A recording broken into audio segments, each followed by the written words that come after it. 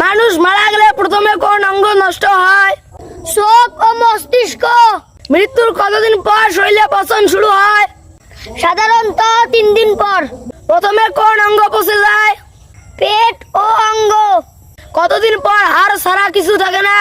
প্রায় 40 দিন পর। কবরের মাটি কাকে দ্রুত গলিয়ে ফেলে? অহংকারী মানুষকে। নবী ও রাসূলের দেহ কি পচে যায়? না, আল্লাহ তাআলা তাদের দেহ সংরক্ষণ করেন। জীবনের সবচেয়ে বড় সত্য কি? মৃত্যু। মানুষের আসল ঘর কোনটি? কবর। মানুষের আসল পরিচয় কোথায় প্রকাশ পায়? বিপদে। মানুষের আসল সৌন্দর্য কি? চরিত্র।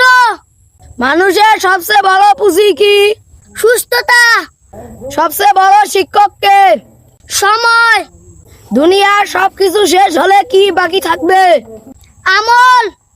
সবচেয়ে মূল্যবান জিনিস কি? সময়। কে কখনো প্রতারণা করে না? মৃত্যু। কোন দুঃখের ওষুধ নেই? মৃত্যু বিচ্ছেদ। মানুষকে সবচেয়ে বেশি কি ধোঁকা দেয়? দুনিয়ার সুখ। কে সব সময় সত্য বলে? সময় ও মৃত্যু। দুনিয়ার ভরসা কাকে বলে? মায়া। কার কাছে গেলে মন হালকা হয়? আল্লাহর কাছে। সবচেয়ে নীরব উপদেশক কে? কবরস্থান। দুনিয়ার সবচেয়ে দ্রুত কি শেষ হয়? সময়। সপ্তাহের শ্রেষ্ঠ দিন কোনটি? শুক্রবার। জুম্মার নামাজ কয় রাকাত? 2 রাকাত ফরজ। জুমার দিনে কোন সূরা পড়া সুন্নত? সূরা কাহাফ। জুমার দিনে কোন সময় দোয়া কবুল হয়? আসরের পর থেকে মাগরিব পর্যন্ত। প্রথম জুমার নামাজ কোথায় বলা হয়েছিল? মদিনায়। জুমার দিনে বেশি বেশি কি বলা সুন্নত? দরুদ শরীফ। হুজুর শব্দের অর্থ কি? সম্মানিত ব্যক্তি। আলেম শব্দের অর্থ কি? জ্ঞানী বা ব্যক্তি। হযরত শব্দের অর্থ কি?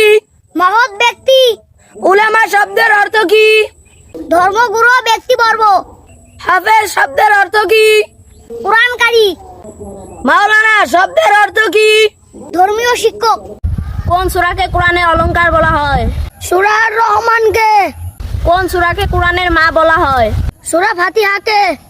ইসলামের সবচেয়ে বড় পুরস্কার কোনটি? জান্নাত। কোরআনের সবচেয়ে ব্যবহৃত শব্দ কোনটি? আল্লাহ। ইসলামের সবচেয়ে গুরুত্বপূর্ণ পানি কোনটি?